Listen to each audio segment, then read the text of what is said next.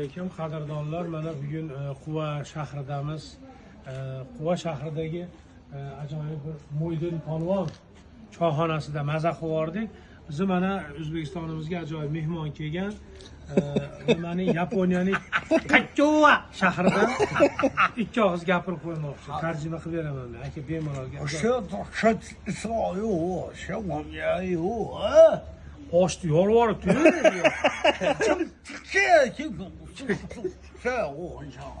Kim qildi oshni? Deyapti. Yoqubjon. Yoqubjon degan qaytdi.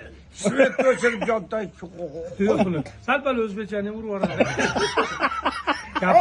Gapir. İçin olsa sındık yo. Sindirib yuboraman lampochkani ekonom qilish deydi. Yedim.